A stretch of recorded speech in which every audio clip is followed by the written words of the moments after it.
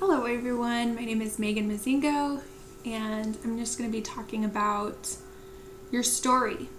What does that mean? And in my coursework, we're discussing telling stories, and what does that look like for the world to hear your story? And so the slides that the prof gave were telling the world your story is a superpower, and it's your superpower specifically, but I don't really resonate with that language because I think that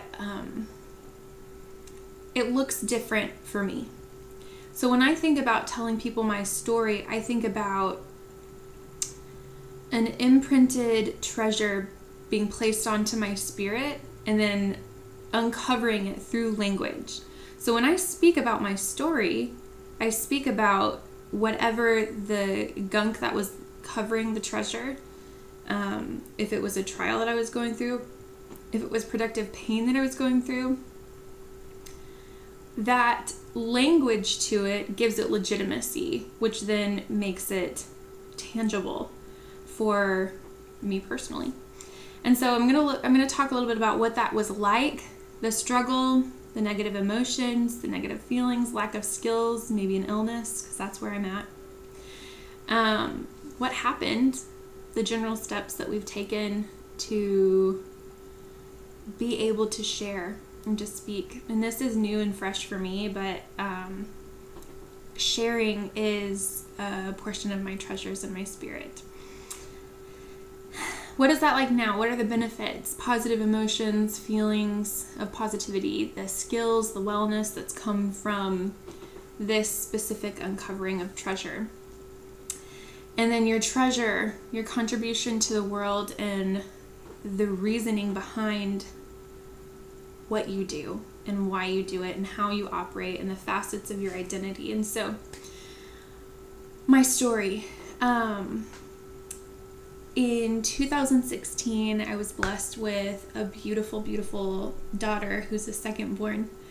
We had a son in 2014, but shortly after my daughter was born, I was not feeling myself. I thought it was just postpartum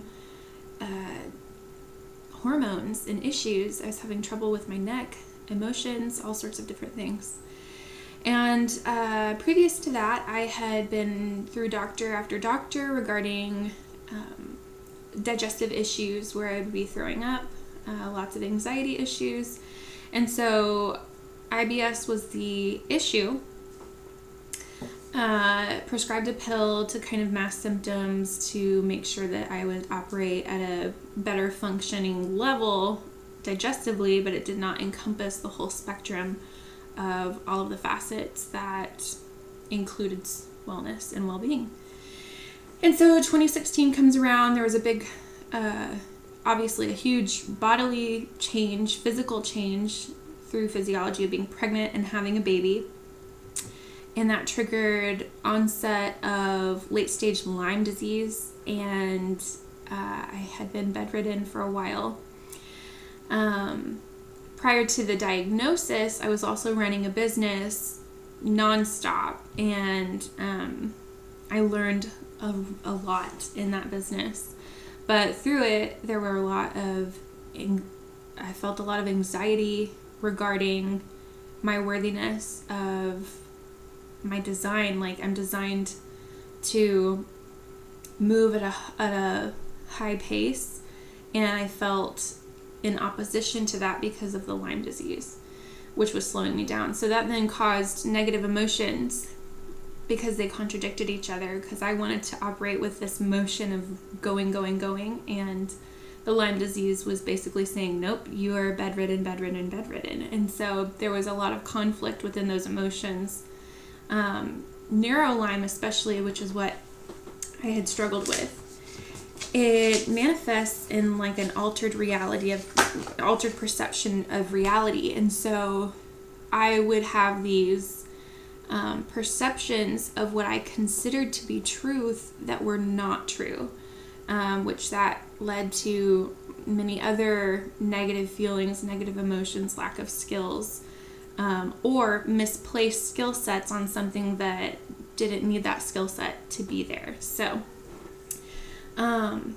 that was the story. And through that, the covering of Lyme disease over some of my treasures, it manipulated my treasures, my giftings, and then whenever I wasn't able to tangibly hold those treasures anymore, I felt like those treasures were slipping through the cracks.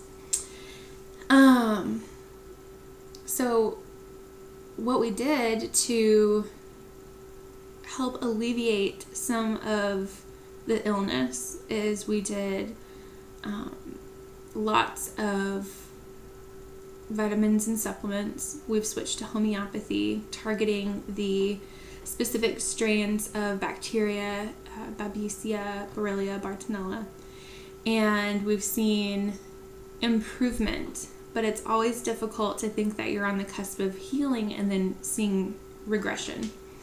So I'm learning that as I'm on the cusp of healing and as I'm seeing breakthrough happen and an upward trajectory, it's definitely disheartening to see regression. And so I'm working to highlight some of those areas where I have seen improvement, and the fact that I am able to get things done to a level that I used to not be able to when I was in the trenches of deep treatment, that's a huge breakthrough. The fact that I'm able to hold eye contact and genuinely be present is a breakthrough, and they're small, but they're major victories for those of us who have this same struggle. I'm able to engage with my children and genuinely be present for my children.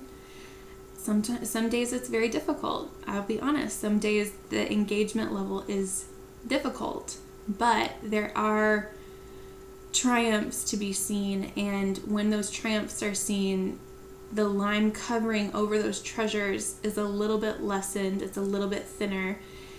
And I'm able to see how it's not going to stay present for my whole life.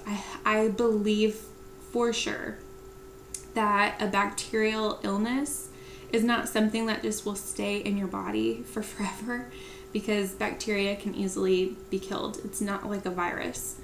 It might manifest and look like a virus, but physiologically, biologically, it is bacterial. So that gives me hope. So with all of that, I see the triumph in spite of some of the tragedy that's happened. And I think that that contributes to some of my treasures that I hold and offer the world. And I do think that the portion of hope in my spirit is my contribution to other humans in our world today, that because I see hope and I'm not going to be let down by some of the digressions. It's a hard thing for me to say, and it's been hard for me to actually come to that realization, but because I chose hope in spite of darkness, even though darkness was everywhere. I've got so many videos and pictures where my whole legs are just vibrating and I'm crying and I'm having all sorts of neurological issues and sensory issues where I feel hot on one side of my body, cold on another. Those are the horrible, sucky moments that you feel when you have Lyme. But there is another side of it. And if I lost my hope ever, it would go to a downward spiral. And so any form of hope that I could view or see, and part of it was just being in the sunlight for 5 whole minutes, sitting in the sunlight for 5 whole minutes and saying, you know what, I sat in light for 5 minutes and that's something I accomplished today. Bravo you, Megan. Those are the type of hope tangible moments that get us from tragedy to triumph. And so I just wanted to share my story with you guys. I'm in school for clinical herbalism and nutrition, and changing our nutrition was a huge, huge benefit to helping heal the body. But I just more so wanted to share my story because my story can help another person. And so Thank you for giving me space in your world today, and thank you for allowing me to share. If this helped you, I'd love to connect. I'd love to hear your story, because sometimes when you're struggling, it's lonely and it's sad, and I just wanted people to know that you're heard, you're seen in spite of the illness, in spite of the tragedy, in spite of the ugh. You're heard, you're seen, and you're completely validated in what you're feeling. So y'all have a really good day.